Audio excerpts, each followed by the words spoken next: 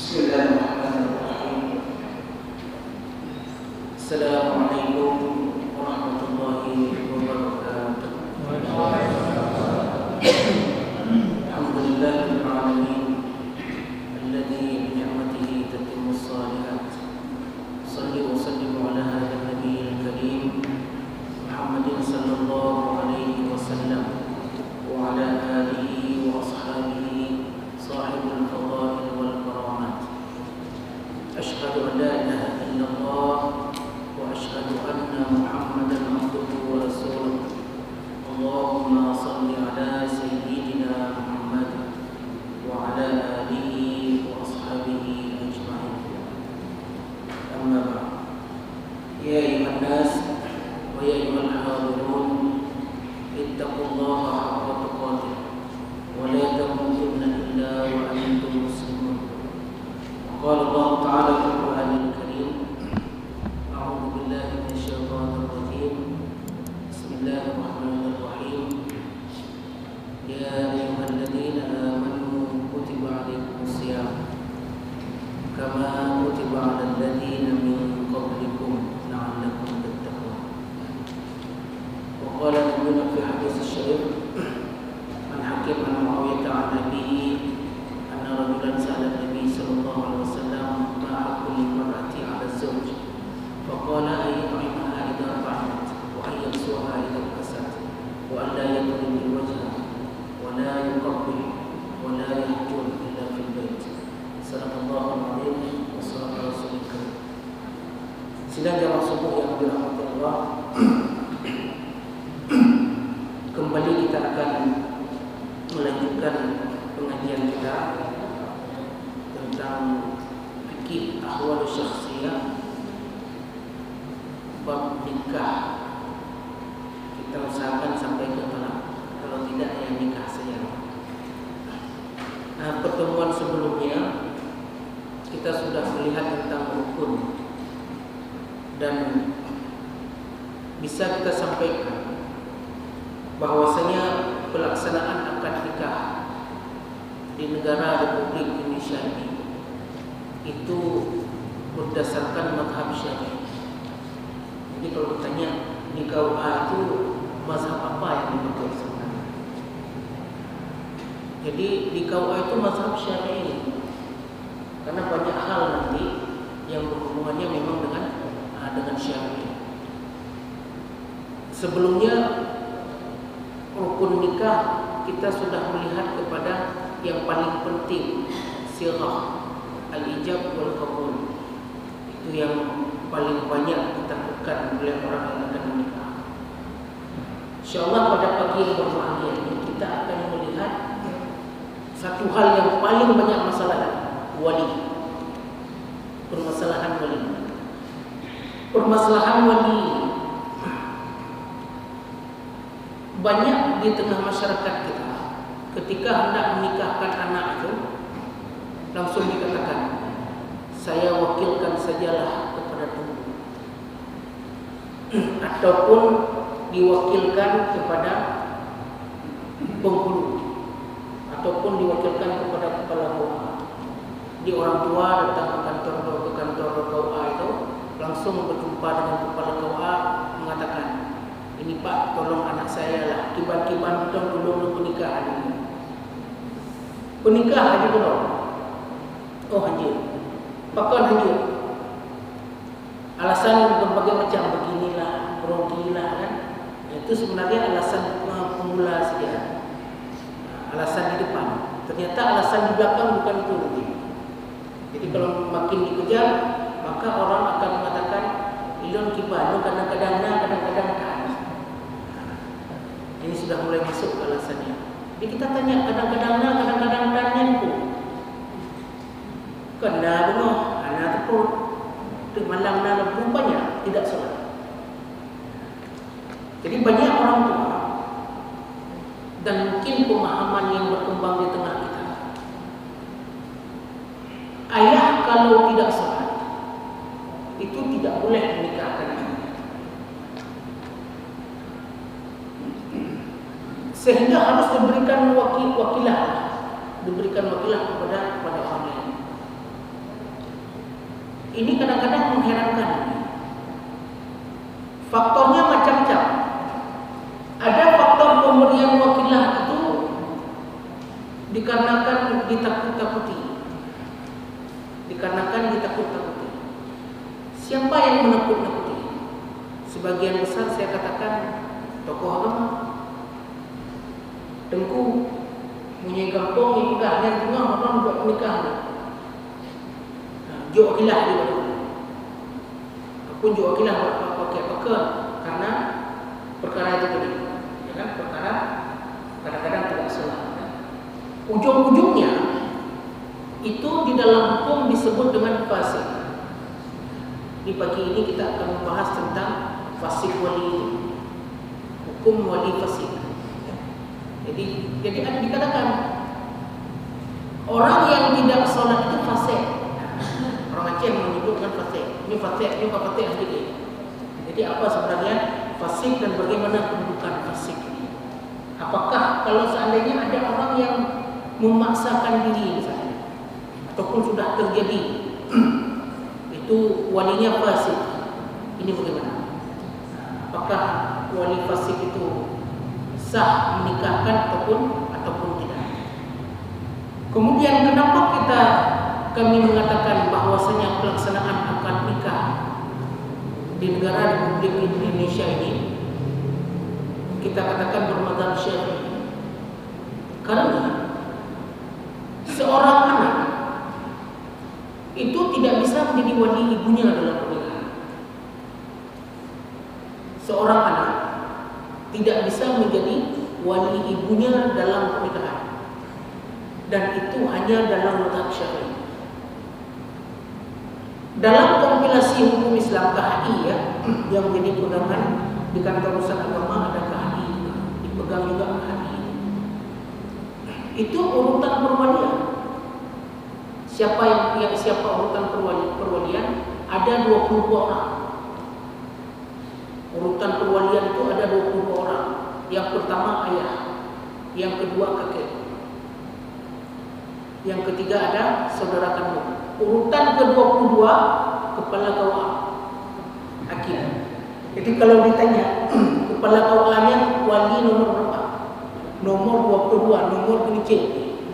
Kenapa? Karena dia wali hakim. Jadi kepala KUA itu tidak lebih aula dan tidak lebih afdal untuk menikahkan orang. Ini kan terjadi pemahaman yang terbalik. Kalau di tengah masyarakat itu menganggap nikah wakil yang majalon yang betul.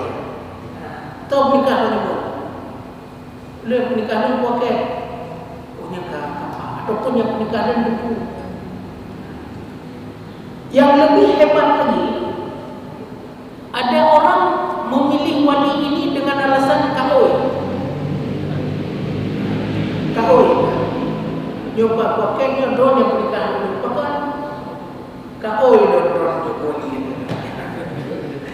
Jadi macam alasan ini, kahoi ini nazar ya. Jadi kalau punya orang Aceh, but yang anda wajib, bangat but yang juk wajib, udah itu kahoi. Jadi menyukai pegang kahoi, kapayah bulan. Punya wakil nikah, apa kau nikah kahoi? Gimana tidak kahoi itu? Ataupun untuk kepada tengku, seorang tengku. Ini juga kami pernah mendapatkan. Saya pernah bertanya, pakon anu tahu atau ada kon anu belum pakon yang mahu tengku menikah. Menyukai jauh kahoi, dia dapat enggak kahoi kan? Kahoi berdengkunya menikah. Tapi yang perlu digarisbawahi, orang sering mengaitkan kewajiban salat dengan menikahkan anak. Ya, kewajiban salat itu sering dikaitkan dengan menikahkan anak. Seakan-akan wajib salat itu karena punya anak perempuan. Kalau tidak punya anak perempuan, anak-anak tak pula anak nikah ni.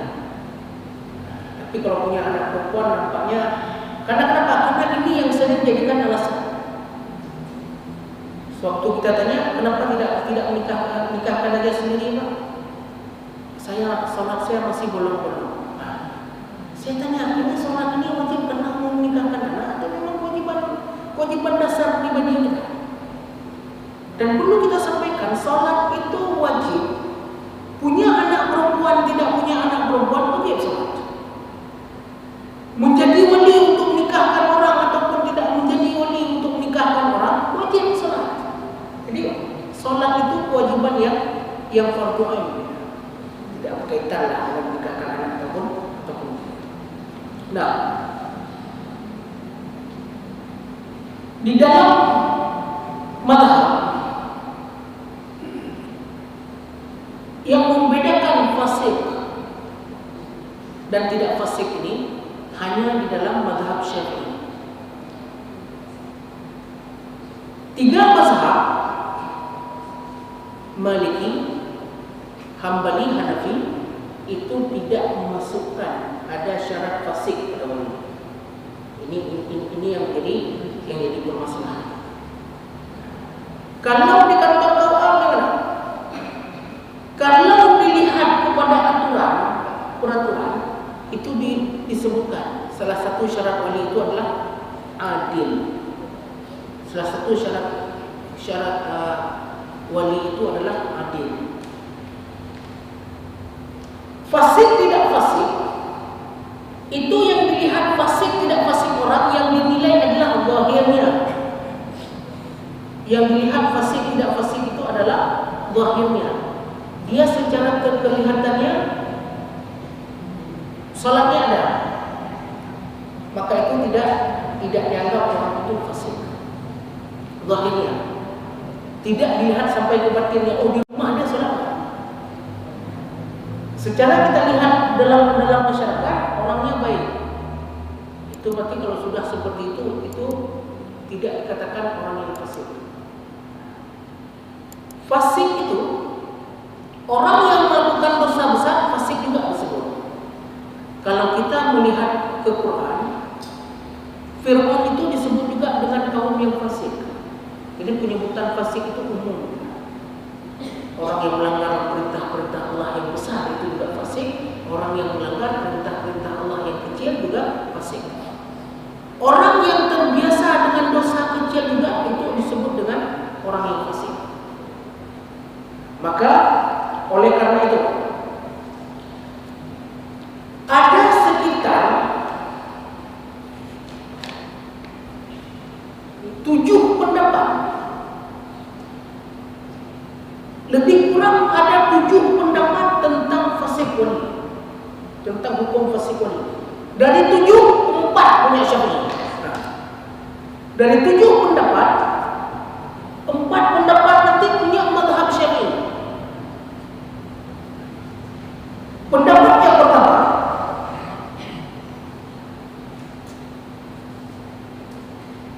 bahwasanya pendapat yang pertama, la wilayata lil fasiqin fi nikahi mutlaqan.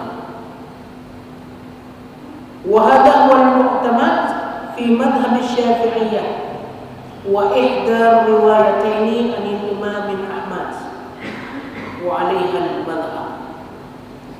Pendapat yang pertama, dan ini yang menjadi pegangan di dalam mazhab Syafi'i, bahwasanya orang yang fasik itu tidak bisa menjadi wali nikah secara mutlakan.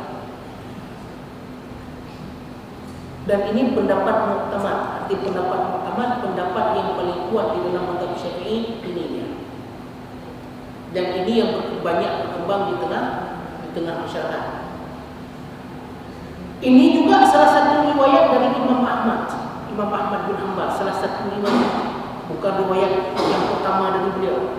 Salah satu riwayat Imam Ahmad pernah menyampaikan bahwasanya orang fasik tidak bisa menjadi wali nikah.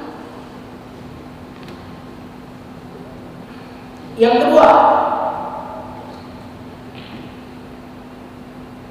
sihhatu wilayatihi fil nikah. Pendapat kedua, orang fasik itu sah menjadi wali nikah. Kalau yang pertama tidak sah sama sekali, mutlakan. Jadi itu pendapat Syafi'iyah dengan salah satu riwayat dalam mazhab Ahmad bin Hanbal. Pendapat yang kedua, orang yang fasik sah menjadi wali nikah. Ini pendapat mazhab Hanafi dan Maliki. Dalam mazhab Hanafi dan Maliki, boleh orang fasik menjadi wali nikah. Seorang ayah yang fasik menikahkan anaknya sah nikah. Itu menurut mazhab Hanafi dan mazhab Maliki. Dan salah satu riwayat dari Imam Ahmad. Jadi Imam Ahmad pernah menyampaikan wali yang fasik sah menjadi menikahkan anak, dan juga pernah menyampaikan wali fasik tidak sah menikahkan anak. Wa qaulun lisyafi'iyah qila innal fatwa alaihi inda aktsaril mutaakhirin.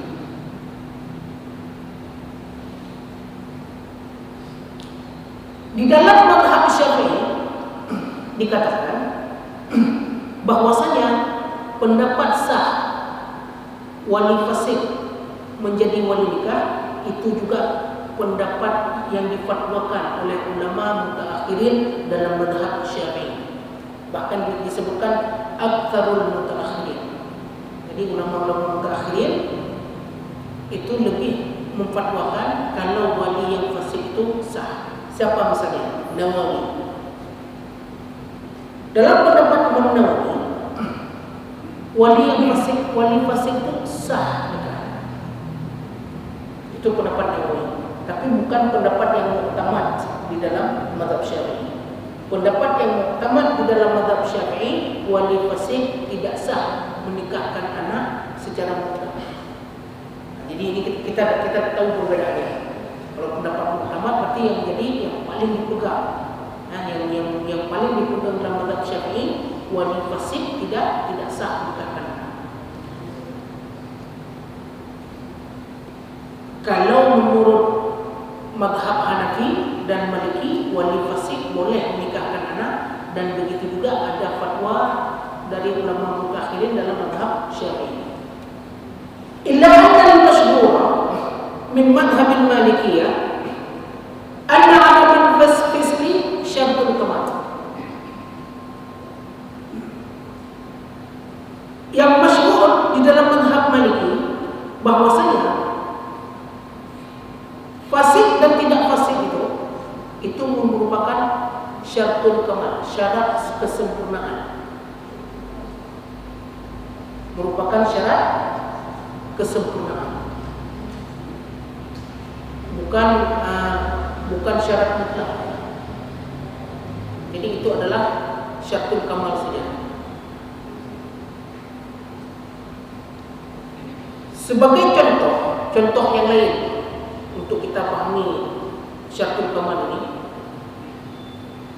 ketika dikatakan la salata liman lam yaqra bi Fatihatil Kitab.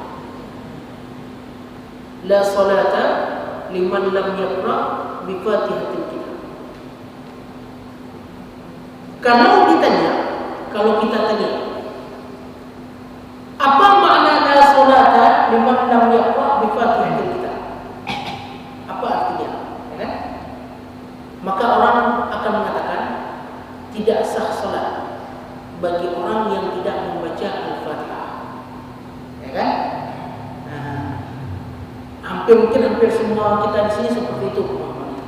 Jadi la salata liman lam yaqra bi Fatihatil Kitab. Tidak sah salat bagi orang yang tidak membaca Al-Fatihah. Menjadi pertanyaan, dari mana muncul kalimat sah?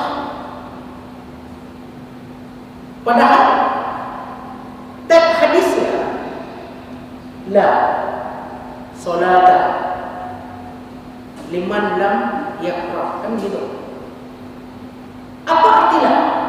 Tidak. As-salat, salat. Liman lam yaqra bi Fatihatil Kitab, bagi yang tidak membaca Al-Fatihah. Seharusnya bagaimana diterjemahkan? Tidak salat bagi orang yang tidak membaca Al-Fatihah. Tetapi ketika diterjemahkan, kita akan mengatakan tidak sah salat bagi orang yang tidak membaca Al-Fatihah. Dari mana muncul kalimat sah? Sedangkan dalam teks hadisnya tidak ada kalimat sah. Tidak disebutkan la tasihhus salat. Tidak disebutkan seperti itu. Maka antara la salata, antara la dengan as-salah itu ada namanya dalil iqtida. Dalam usul fikih ada dalil namanya dalil iqtida.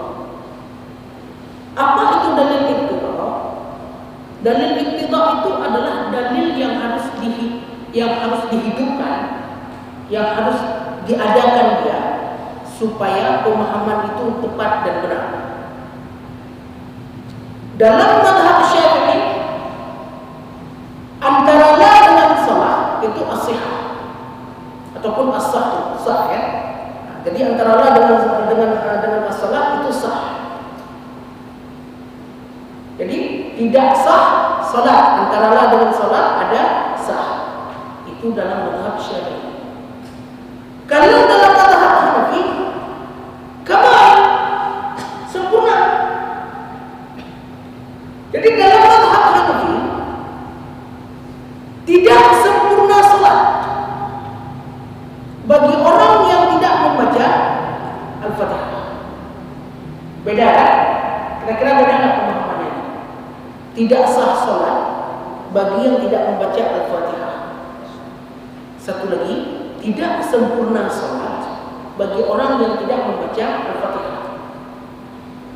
Pemahamannya beda kan? Yang pertama memang tidak sah. Dalilnya beda, dalilnya sama. Apa dalilnya? La salata liman lam yaqra bi Fatihatil Kitab. Dalilnya sama. Hanafi itu juga yang dipakai. Tetapi itu dalil iqtida'nya. Syafi'i mengatakan sah, Hanafi mengatakan kamal. Sehingga dalam mazhab Hanafi ini sah salat walaupun Fatihah tidak sempurna. Bagaimana Fatihah tidak sempurna? Dibaca 3 ayat saja. Bismillahirrahmanirrahim. Ini tidak merupakan bagian daripada ayatnya. Alhamdulillahirabbil alamin, arrahmanirrahim, maliki yaumiddin. Di dalam mazhab Hanafi. Makanya ini yang dikatakan nantinya jangan mencampur adukkan mazhab. Kenapa? Karena ditakutkan ketika orang mencampur adukkan mazhab ini, yang terjadi adalah kerancuan. Ada orang bersentuhan dengan istri ya, dengan istri. Ada orang bersentuhan dengan istri, ditanya, ini kalau bersentuhan dengan istri batal wudu kita? Ya kan? Dikatakan bersentuhan dengan istri itu tidak batal wudu. Misalnya seperti itu. Bersentuhan dengan istri itu tidak batal wudu. Kenapa tidak batal wudu? Karena ada hadis. Apa hadisnya? An Aisyah radhiyallahu anha qala Rasulullah sallallahu alaihi wasallam qala anna Rasulullah sallallahu alaihi wasallam qabbalani thumma kharaja ila shalah wa lam yatawadda. Satu lagi redaksinya anna Rasulullah sallallahu alaihi wasallam qabbalani thumma kharaja ila shalah. Tidak ditambah wa lam yatawadda. Redaksi satu lagi ditambah wa lam yatawadda. Aisyah mengatakan bahwasanya Rasulullah sallallahu alaihi wasallam menciumku, kemudian keluar untuk salat dan tidak berwudu lagi. Ini artinya apa? Rasul sebelum salat mencium Aisyah, kemudian keluar untuk salat, langsung salat. Dan kita ketahui rumah Nabi dengan masjid itu seperti kita ini dengan pintu di situ. Buka pintu langsung ke masjid. Kalau kita buka pintu kamar, buka pintu rumah, buka pintu pagar, jalan dulu, baru masuk ke pagar masjid. Kalau Rasulullah SAW dan beberapa sahabat itu buka pintu rumah beliau terbuka langsung ke dalam masjid.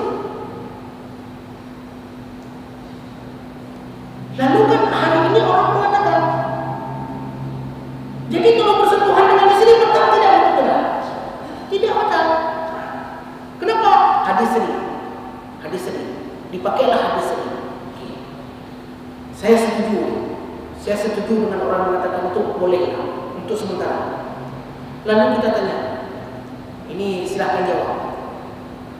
Kalau ditanya, berapa rukun wudu?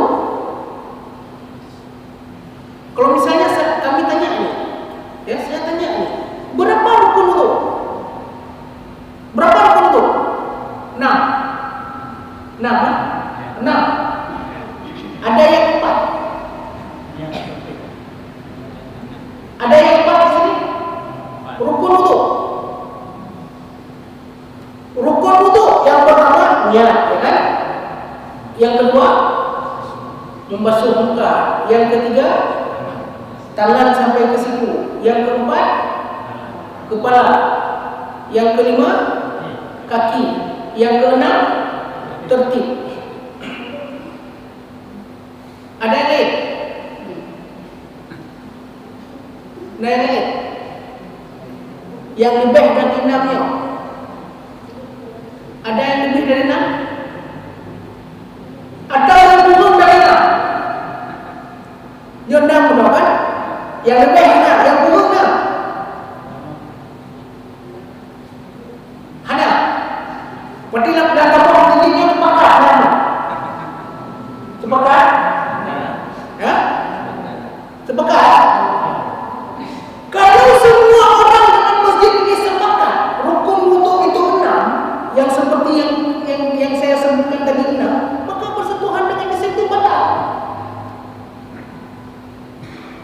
Yang kau telah gimana tadi ada hadis itu Aisyah mencium Nabi, mencium Aisyah, kemudian keluar untuk salat.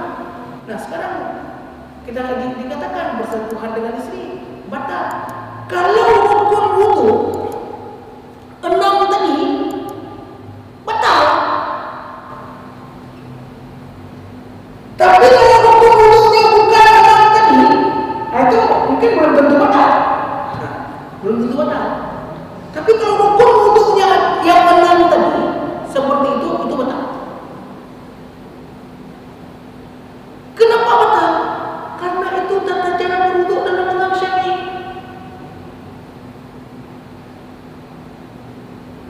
Yang tadi 6 itu tata cara berwudu dalam mazhab Syafi'i. Yang mengatakan tidak batal jika bersentuhan suami dan istri, tidak batal wudunya, yang pertama Maliki. Dalam mazhab Maliki, bersentuhan laki-laki dan perempuan, suami dan istri, selama tidak ada syahwat, selama tidak bersyahwat. Jika bersyahwat batal. Jika bersyahwat batal. Berarti batal itu bukan karena bersentuhannya, karena syahwatnya. Ada sesuatu yang lain yang membatalkan itu. Pertanyaannya, apakah dalam mazhab Maliki menurut Imam Malik rukun berwudu 6?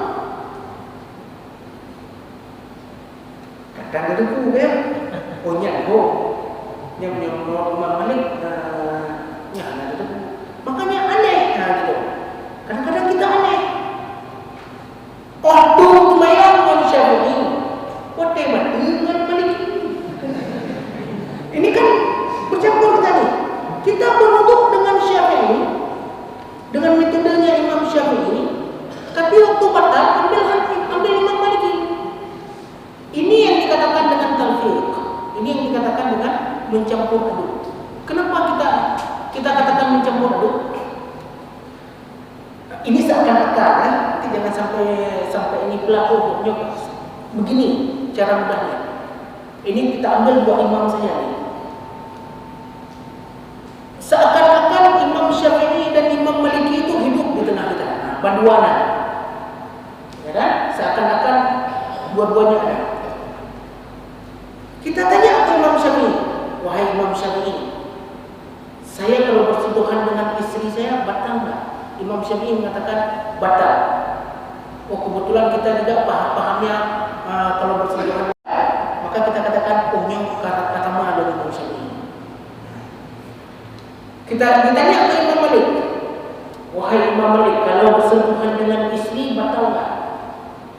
Dikatakan Imam Malik, oh enggak batal. Kalau bersentuhan dengan istri hanya bersentuhan saja enggak batal.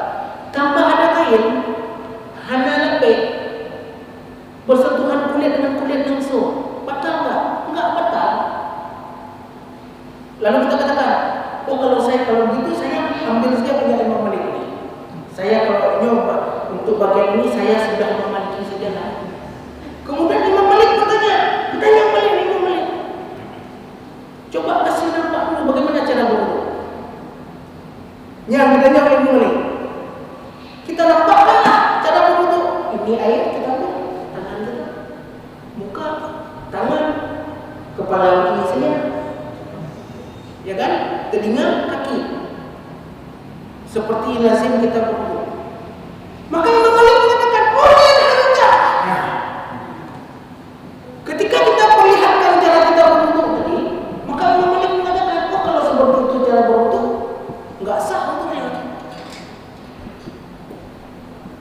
Artinya, satu perbuatan ketika kita rujuk ke mazhab itu, ternyata tata caranya belum sesuai dengan mazhab itu. Itu yang seperti itu taklid tidak boleh. Jadi kalau mau, oh saya mau bersentuhan dengan istri ini tidak batal wudhunya. Bagaimana caranya? Ikuti tata cara berwudhu ala Imam Malik. Jangan pakai tata cara berwudhu ala mazhab Syafi'i.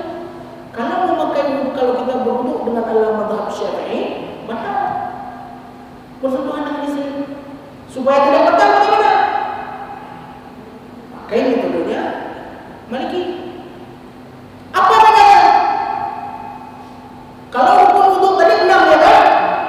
6 ya. Dalam mazhab Maliki tambah 1 menjadi 7. Apa yang ditambah? Tadlik. Natang menua tadlik. Hana kan? Mampu kita hana mati mau tupeh lagi. Tadlik itu apa? Tadlik itu menggosokkan anggota tubuh.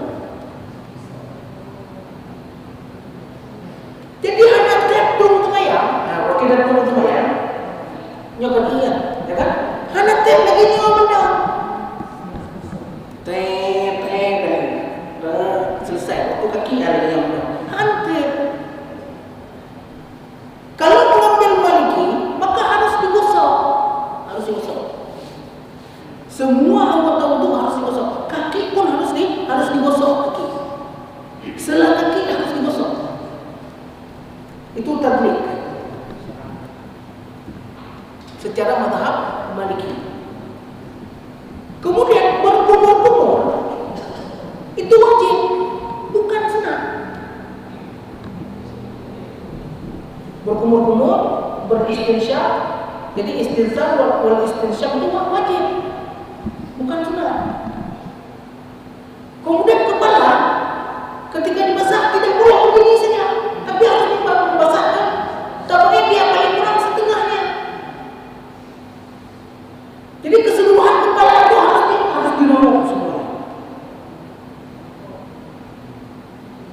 Itu Malik. Itu Malik. Jadi kalau memang makanya hari ini kan, ketika orang sudah tidak belajar lagi mazhab, kan ini permasalahan. Orang kan bertanya, ya kan? Mampu wajib yang bermazhab kan tidak wajib kita bermazhab. Iya.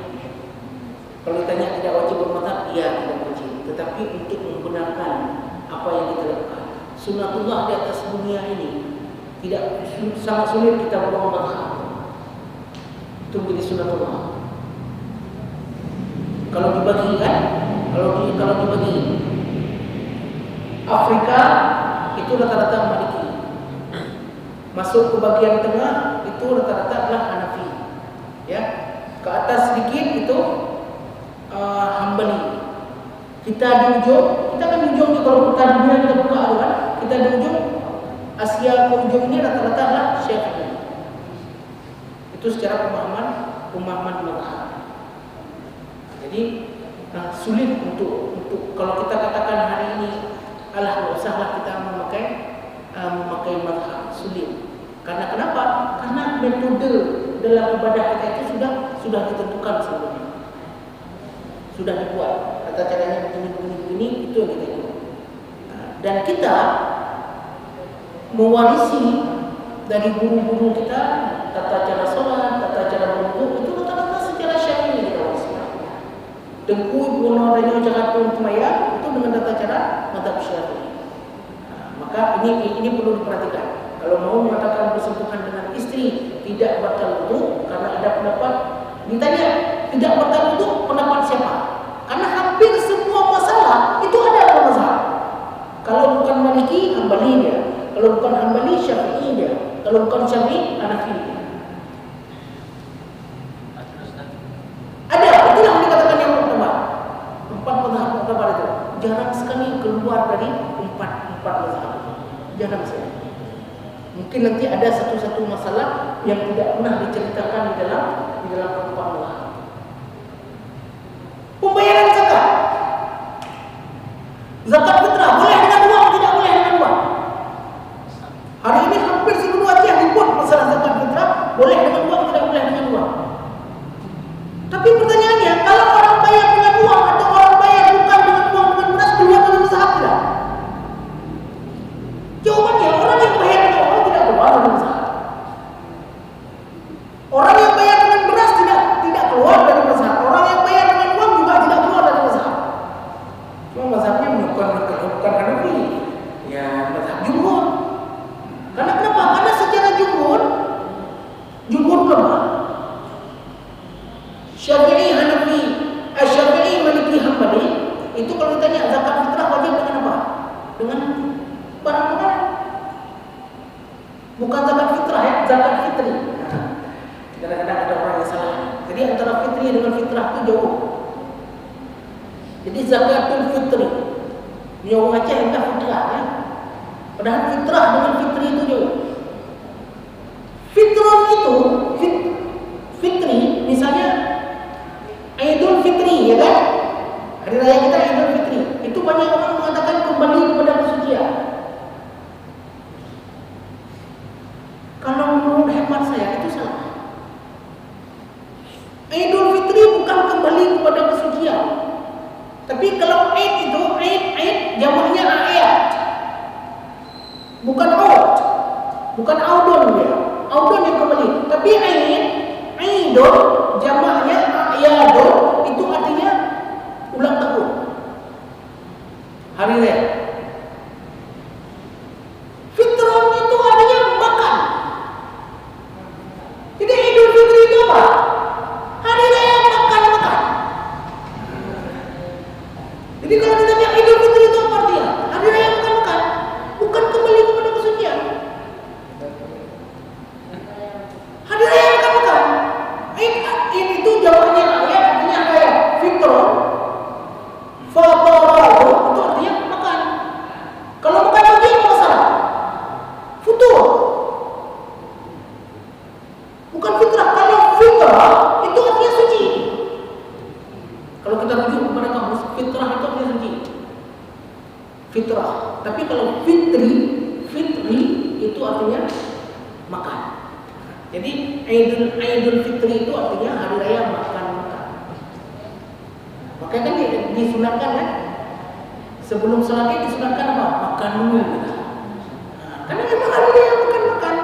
1 bulan udah tahan, Ramadan tahan. Begitu hari raya makan. Jadi Idul Fitri itu apa artinya? Hari raya makan. Dan itu sesuai dengan apa yang dilakukan oleh orang Aceh. Ya kan? Wahaya dipuna lontong takina dipuna. Selesai sholat Id, kita kunjung semua ada makanan. Itu sudah tepat, itu memang ada yang makan. Maka zakat fitri itu juga dikatakan dengan zakat berupa barang makanan. Untuk tujuannya untuk mengenyangkan. Maka jangan dibantah. Yang saya heran, kadang-kadang ada orang membantah. Nah, ini harus dengan ini, boleh dengan uang. Kalau boleh dengan uang, boleh memang. Ya kan? Kalau boleh dengan uang boleh, tapi hukum asal zakat fitri itu pakai apa? Barang makanan. Apa yang kita makan? Kita makan apa? Beras kan? Maka bayarnya dengan beras. Dengan makan beras bayarnya dengan kurma. Kita tak pernah makan kurma. Kurma pun jarang kita lihat. Waktu Ramadan sekali-sekali orang makan kurma. Masa orang makan beras disuruh bayar kadang-kadang tidak masuk akal juga. Kalau makan kurma, bayarnya pakai kurma. Nah, dalam mazhab Hanafi, selain 3 mazhab tadi, kalau dalam mazhab Hanafi boleh mengeluarkan zakat itu pakai uang, bil qimah. Qimahnya dipakai sedekah. Kemudian disebutkan alasannya, oh tidak boleh nih. Alasannya apa? Alasannya dalam mazhab Hanafi itu cuma 4 macam saja yang boleh. Pakai kurma, kan, pakai gandum, 4 jenis saja. Kita kadang-kadang ada yang lupa dengan teh. Di situ disebutkan al-bur. Bur itu kan biji-bijian, bagian daripada biji-bijian. Dan beras itu bagian daripada bur ataupun habun. Jadi bur itu di dalam bahasa Arab juga disebut dengan habun, jamaknya hubub. Dan arus itu min nau'il hubub. Jadi kalau ditanya apakah tidak boleh? Boleh saja. Di Mesir orang pakai uang. Kami bayar zakat di Mesir pakai uang. Dikeluarkan oleh lembaga fatwa. Nilai zakat kita sekarang ini untuk tahun ini 13 pon per jiwa. Pakai uang. Dihitung dengan bahan makanan pokok. Apa yang dimakan orang Mesir? Rata-rata orang Mesir makannya gandum. Dihitung uang gandum. Kita makan gandum. Mahasiswa awak Aceh baju gandum. Awak Aceh baju bubur. Makan nasi dah. Mahasiswa kita di sini makannya nasi juga. Belinya beras juga. Harga beras lebih mahal daripada harga gandum. Cuma ketika sudah difatwakan, kan ada lembaga fatwa nilai zakat fitrah sekian, kita ikut. Karena kenapa? Karena kaidahnya menyatakan kan hukmul hakim yalzamu wa yaqul. Keputusan orang yang memiliki wewenang itu hendaknya bisa menghilangkan perbedaan itu. Kita juga seperti itu. Ada wewenang kita, siapa wewenang kita? Ada MBU yang memfatwakan, kan? Ada MUI yang memfatwakan. Selama ada lembaga yang memang memiliki wewenang untuk itu, maka itu diharapkan bisa menghilangkan perbedaan. Ini masalahnya sama-sama lembaga saja tidak cocok.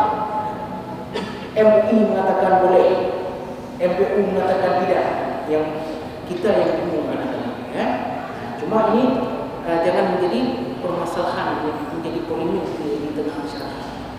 Jadi apa yang sudah dikatakan, di Aceh Barat zakat kalau pakai beras 2,8, kalau pakai uang 3,8, ya kan 1 kilo lebih banyak lah kalau pakai uang. Ada orang bertanya, saya selama ini paling banyak orang bertanya, kenapa pakai beras 2,8? Pakai uang 3,8 mana? Beda 2,8 aja. Pakai uang 2,8. Saya jawab simpel saja. Kalau memang nggak mau bayar 3,8, bawa beras. 2,8 selesai masalah. Karena kenapa? Apa jawabannya?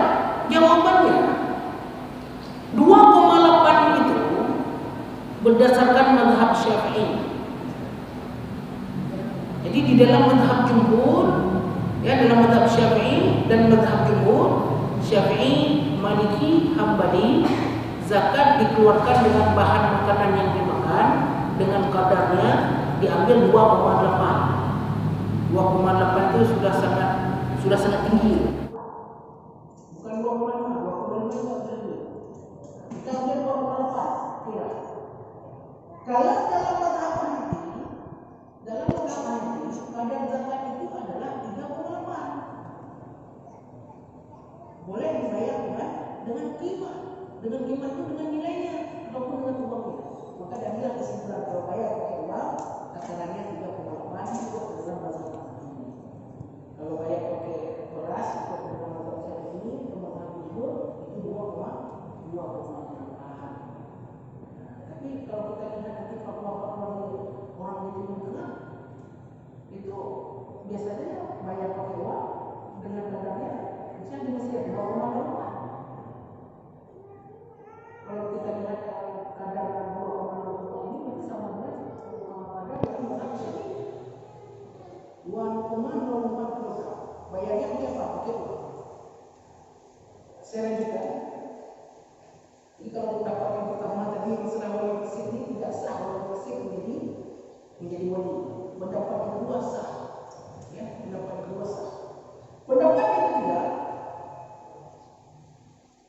annahu in kana al-fasiqu law salama al-wilayah lan taqarraba minhu min al-hakim fasiq sihat wilayatuhu wa illa fala.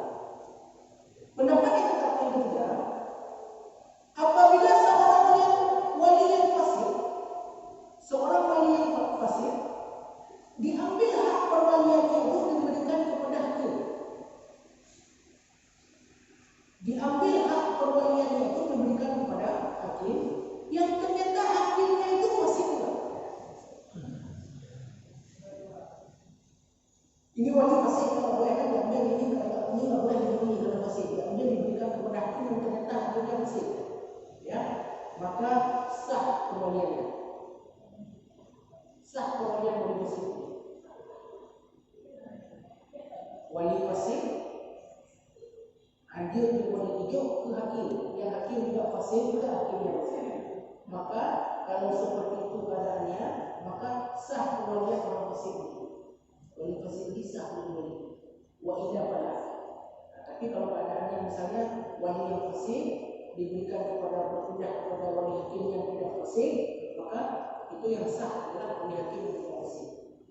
Itu pendapat yang ketiga. Yang keempat, ini mulai yang keempat ni hebat. Annahu yani in kana mujbira. Wa hadha qaulun lisyafi'iyyah. Wal maqsud bil mujbir indahum al-ab wal jad fi ma lahu ijbarihi kasbih wal bid'ah. Pendapat yang keempat, ini kita akan mulai masuk Syafi'i semua. Tadi sudah satu Syafi'i. Pendapat yang keempat, boleh menjadi wali walaupun dia fasik jika itu wali mujbir. Boleh menjadi wali walaupun itu orang yang fasik jika itu wali mujbir. Ini pendapat Syafi'i. Siapa wali mujbir itu? Ayah kakek. Ini pendapat yang keempat. Dan ini yang kita pegang sebenarnya. Kalau walinya ayah sama kakek, wali mujbir, menurut satu pendapat di dalam mazhab Syafi'i itu boleh menjadi wali selama walinya mujbir ayah kakek. Ini rujukannya ada di dalam kitab Rawdatul Talibin, dalam kitab Quran. Yang kelima, annahu yamin lam yakun mujbiran. Maksud awal bahwa qaulul mazhab. Yang kelima, pendapat yang kelima, boleh menjadi orang yang fasik menjadi wali dengan catatan bukan wali mujbir. Kebalikan dari yang pertama tadi, kebalikan dari sebelumnya. Ini juga pendapat dalam mazhab Syafi'i. Jadi kalau yang sebelumnya boleh fasik itu, orang wali yang fasik itu boleh menjadi wali kalau ayah sama kakek kalau wali mujbir. Itu pendapat Syafi'i. Pendapat ini dalam mazhab Syafi'i, boleh menjadi orang yang wali fasik itu menjadi wali, yang penting bukan ayah sama kakek. Kalau ayah sama kakek, kalau pendapat yang kelima nggak boleh fasik. Tapi kalau yang ayahnya ada lagi sudah meninggal, kakeknya ada lagi sudah meninggal, yang ada siapa? Saudara kandung.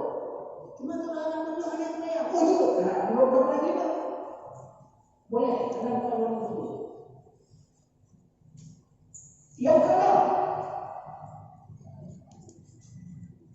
annahu yani in kana rizquhu bi ghairi syarbil khamri wa huwa qawluhu ta'ala. Yang keenam, pendapat Syafi'i ini dalam mazhab Syafi'i,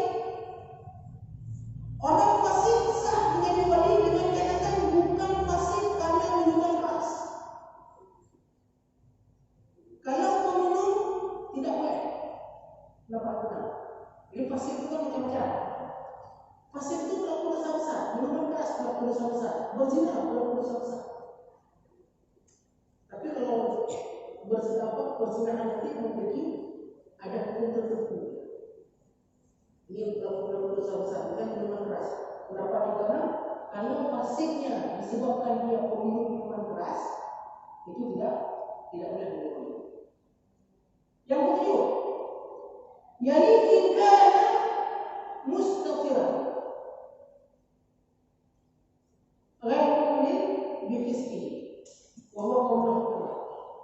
juga pendapat Syafi'iyah. Yang kedua ini dikatakan boleh orang fasik itu menjadi wali selama fasiknya itu tersembunyi, tidak terlihat secara nyata. Bagaimana tidak terlihat secara nyata? Antum tanya ini begini.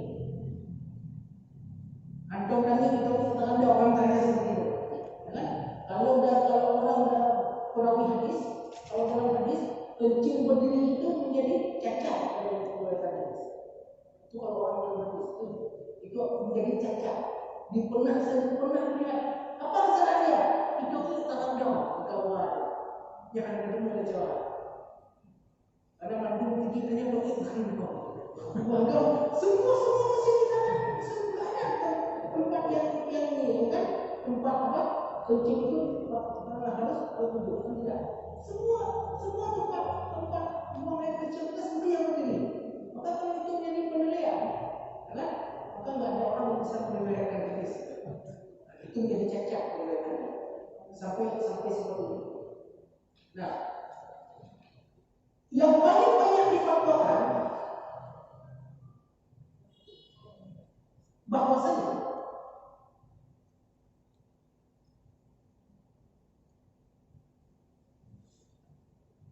pertama fatwa dari Imam Al-Ghazali dari golongan Syafi'i. Wa bihadza aftar Al-Ghazali min asy-Syafi'iyyah wa qala la sabila ila al-fatwa bighayrihi id qad amma al-fisq al-biladi wal ibad wa qala an-Nawawi wa hadha alladhi qalahu hasan wa yanbaghi an yakuna al-amal bihi wa ikhtarahu Ibnu Salah fi fatwa. Menurut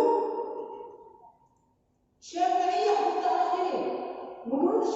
mutaakhirin siapa saja? Al-Ghazali, An-Nawawi. Menurut Imam Al-Ghazali, menurut Imam Nawawi, wali orang fasik itu sah.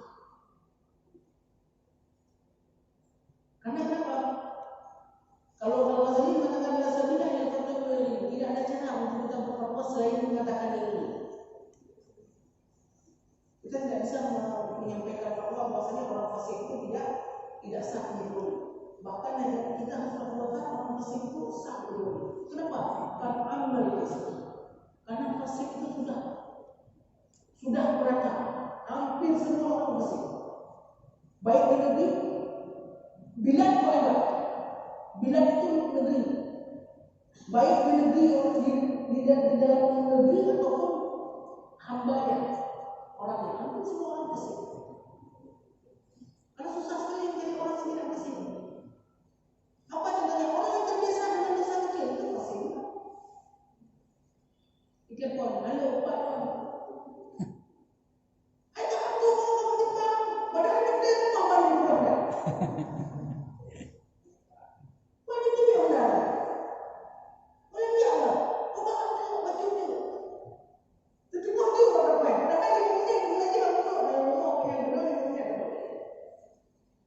Jadi hampir tidak ada orang yang hampir tidak ada yang terbebas dari fasik. Kalau tanya apa hukum rokok, orang mengatakan rokok itu makruh. Paling kecilnya, baik pegang lagu, ya kan? Makruh itu orang yang terbiasa dengan itu kan fasik. Bapak pakai yang naik rokok. Mendung pakai kata-kata yang rokok, kata-kata tidak semua lah. Oh hanya pegang rokok, kamu boleh. Ada tugas apa? Kepala kawal itu pegawai negeri sipil, ya kan? Ada kewajiban yang harus dilakukan, ada kewajiban hadir, ada ini, ada itu, ya kan? Benda banyak, ada apa? Dia baik ini, mbak ini, berapa dia? Kita mati. Maka sangat sulit mengatakan hari ini orang tidak fasik, karena hampir semua orang itu melakukan kefasikan. Dan ini yang dikatakan oleh Imam Al-Ghazali. Begitu juga yang dikatakan oleh Imam Nawawi. Wa hadzal ladzi qalahu Hasan Dan pendapat ini nampaknya yang paling baik. Wayang bagi ayat turunan aman, dan sudah seharusnya ini yang kita amalkan. Jadi menurut pendapat Imam Nawawi dan juga menurut pendapat Syafi'i, kemudian ada pendapat Az-Zura'i satu lagi, kemudian di dalam mazhab Syafi'i yang mengatakan bahwasanya orang yang fasik itu jika menjadi wali sah perbuatannya. Tapi perlu diingat yang utama di dalam mazhab Syafi'i bahwasanya perwalian orang fasik itu tidak boleh, tidak sah. Itu yang utama. Namun di samping itu ada pendapat dari mujtahid, ya, dari mujtahid dalam mazhab Syafi'i seperti Al-Ghazali, kemudian juga Nawawi yang mengatakan boleh, perwalian orang fasik. Bapak dan Ibu sekalian, jadi begitulah tentang permasalahan wali ini. Kalau ada orang tua yang ingin menikahkan anaknya, maka tidak perlu lagi memberikan wakilah. Ya, jangan-jangan tidak perlu memberikan wakilah, tapi yang perlu menjaga diri untuk tidak sholat. Jadi jangan jadikan alasan tidak sholat itu menjadi cara untuk bisa memberikan wakilah. Tapi bagaimana juga sholat itu wajib. Sekarang ketika wali diwajibkan harus sholat, kenapa calon pengantin tidak diwajibkan untuk sholat? Ya, ya. Ada yang mau ditanyakan? Ada yang mau ditanyakan? Ustaz. Ada. Dia menjadi Pak, syarat menjadi wali tadi kan udah jelas Pak, ini masa-masa ini. Nah, kemudian bagaimana kalau seandainya wali ini tidak ketemu, itu kan ke wali hakim jadi ya, ke wali hakim ya, Ustaz ya. Kalau orang tuanya itu nggak tahu di mana lagi. Ya, orang tuanya tidak tahu di mana lagi. Tidak tahu di mana lagi. Itu kemana ininya jatuhnya? Karena ada seorang perempuan tidak tahu lagi ayahnya, ya kan? Gitu kan? Mungkin nggak jelas keturunannya itu, Ustaz. Kita bilang kalau saudara atau apa ada, tapi turunannya itu nggak jelas lagi. Apa kita bilang tuh anak apa? Keturunannya tidak jelas lagi. Ayahnya nggak jelas. Ayahnya nggak jelas. Jadi begini, di dalam mazhab Syafi'i, urutan perwalian itu yang pertama adalah ayah kakek, jalur ayah kakek, ya. Yang kedua, jangan sampai saudara. Jadi kalau kita mudah saja, ya. Kalau perwalian ini berbeda dengan warisan, sedikit berbeda dengan warisan. Tapi urutannya tetap seperti yang sama dalam warisan. Dalam mazhab Syafi'i, wali itu siapa? Ingat dia ke atas kepalanya. Ya, dia tidak main ke bawah. Dia tidak main furu', ya. Dia main asal saja. Ini Syafi'i. Kalau Hanafi, dia main furu'. Kalau dalam mazhab Hanafi, anak bisa menjadi wali untuk ibunya. Hanafi, ya, Maliki juga seperti itu. Seorang anak, misalnya ibunya sudah janda, kemudian menikah, dia tahu wali. Anak itu boleh dalam Hanafi boleh, dalam Maliki boleh. Dalam Syafi'i tidak. Dalam mazhab Syafi'i tidak boleh. Kan lucu. Hanya nak nikah mak dia orang nikah. Lucu. Belum nikah mak dia orang nikah. Kan? Ini itu kalau Hanafi boleh. Kalau dalam Syafi'i yang wali siapa? Ayah kakek sampai ke atas. Kemudian baru sampai. Siapa dulu? Saudara dulu. Urutan dari perempuan itu sendiri. Ya, saudara kandung siapa? Saudara kandung perempuan. Kemudian setelah jalur saudara kandung perempuan baru saudara ayah naik atas, berarti paman. Kemudian baru saudara kakek.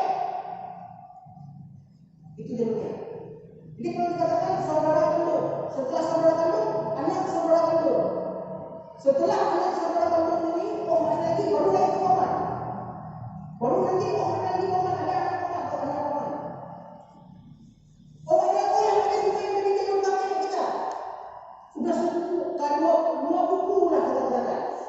Bukan lagi satu buku, sudah dua bukunya. Ataupun tiga bukunya kalau ada. Nah itu baru mereka. Kalau orang kecil, kalau saya melihat antara saudara kandung dengan paman dipilih pamannya. Ini heran juga saya. Kenapa saudara kandung ada?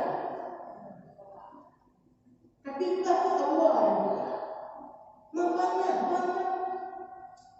bapak kita begitu oleh kita. Bukan masalah itu. Kalau dalam urutan perwalian, maka yang pertama ya itu yang dibimbing pemerintah saudara kandung. Ada paman, ada anak saudara kandung. Ada paman, ada anak saudara kandung, anak umur. Ya kan? Itu lebih utama yang mana? Anak umur belum, saya keponakan dulu. Nah, setelah keponakan baru paman. Tapi kalau berpindah boleh. Tidak masalah. Nah sekarang ada anak perempuan ini tidak ketahui ini walinya, karena dia wali. Anak kecil dia bukan. Kalau dia anak di luar nikah, ya, itu kan jelas kan wali-walinya jelas lah. Cuma masalahnya dia anak di luar nikah. Kalau kita tahu semua ini anak di luar nikah itu walinya tetap wali hakim. Ya, walinya tetap wali hakim. Jangan coba-coba dipaksa itu berbahaya nanti. Itu bukan itu. Cuma kan permasalahannya, saya sering melihat dan ini. Bulan yang lalu saya punya satu kasus tentang ini. Tentang anak di luar nikah ini. Bulan sebelum Ramadan. Ya, ada satu kasus yang saya tangani. Saya katakan itu ibu kebetulan ayahnya sudah meninggal dunia. Dan subhanallah ayahnya ini orang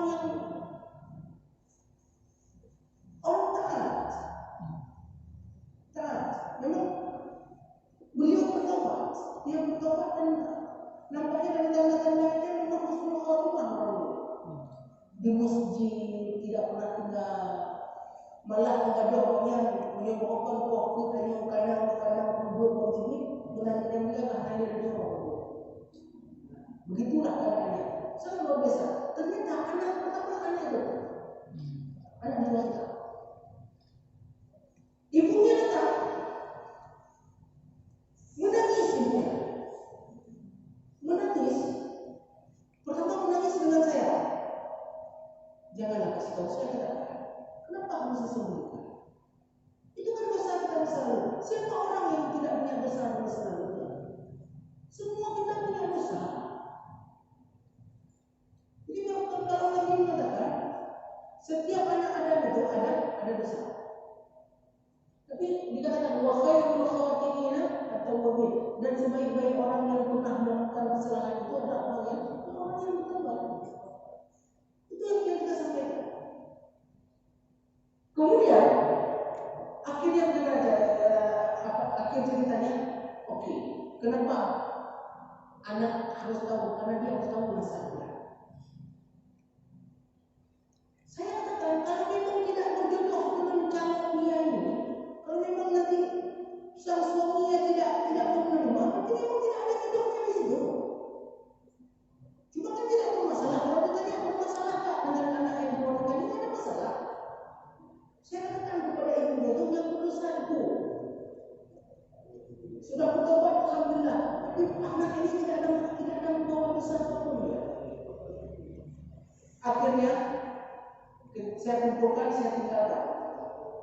Saya minta satu orang perempuan, ada penyuluh agama di tempat saya, perempuan, beliau mengerti keadaan, saya tinggalkan mereka berdua, bertiga.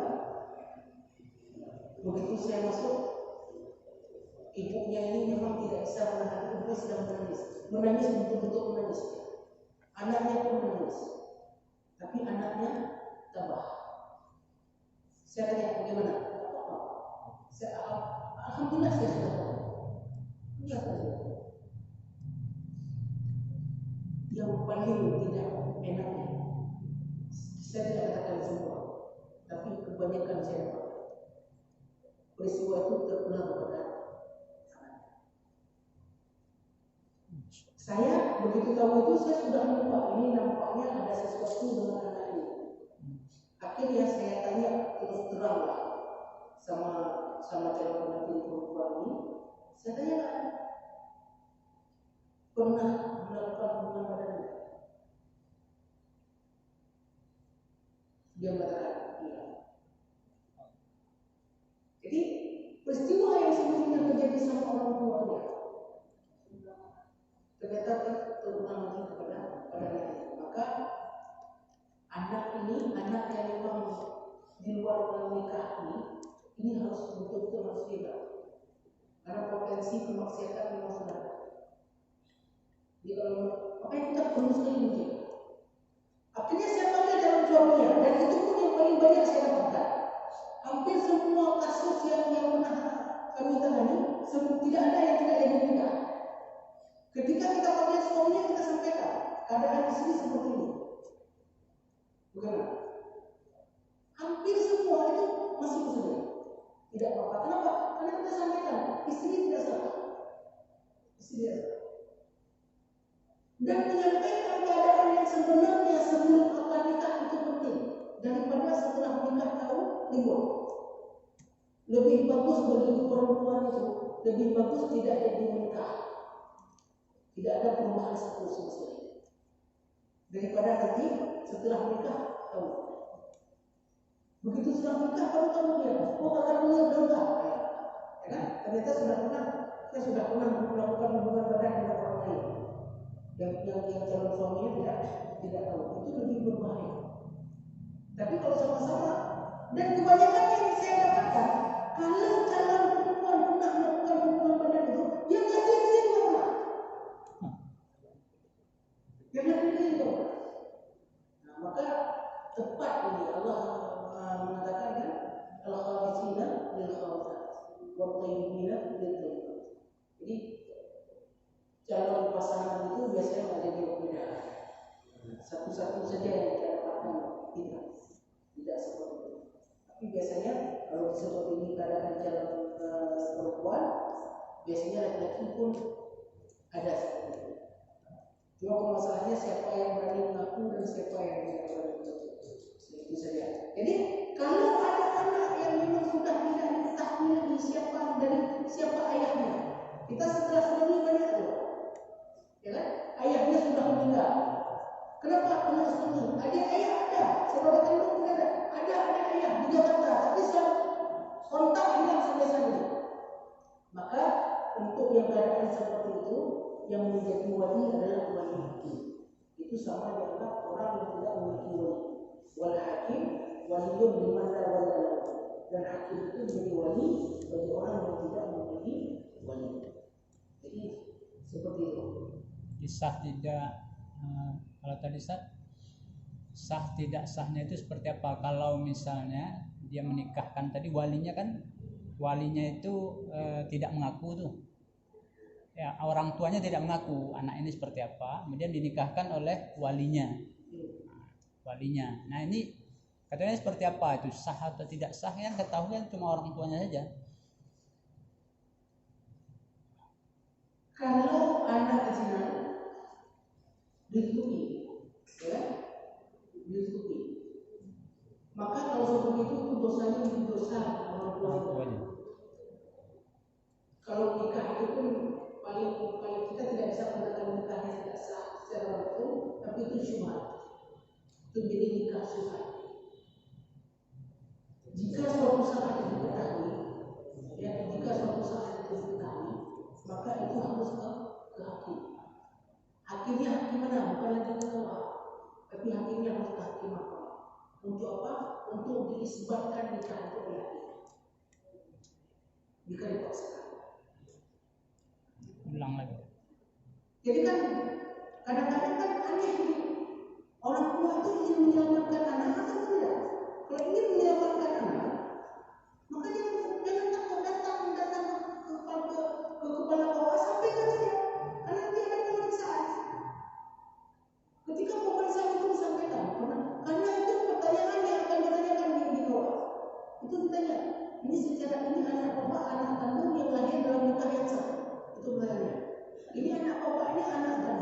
yang lahir dalam nikah yang sah. Itu kita ya.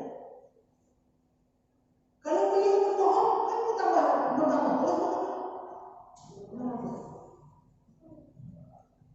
Sedangkan kita Nabi mengatakan inna nahnu bidzawahir wallahu ya'lamu.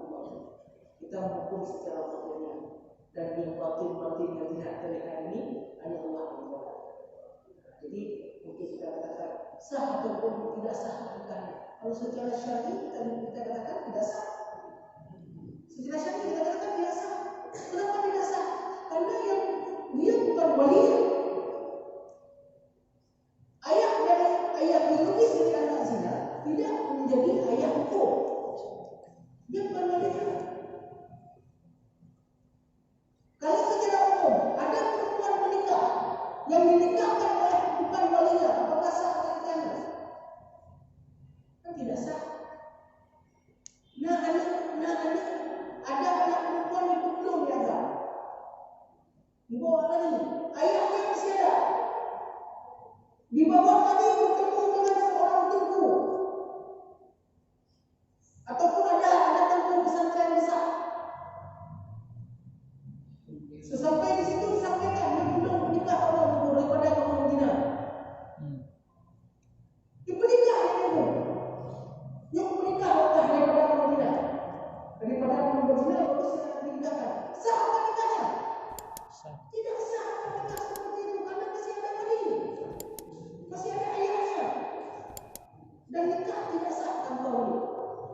Tidak sah tanpa wali. Kalau kita katakan orang yang ada wali jika dinikahkan oleh yang bukan walinya, maka nikahnya sah? Tidak sah. Maka kalau anak zina bagaimana? Anak zina begitu juga. Ketika anak zina ini dinikahkan oleh ayahnya, yang seharusnya tidak boleh dinikahkan karena itu bukan wali dia, maka bisa dikatakan jika itu dipaksakan akan mengakibatkan akad nikah itu tidak sah.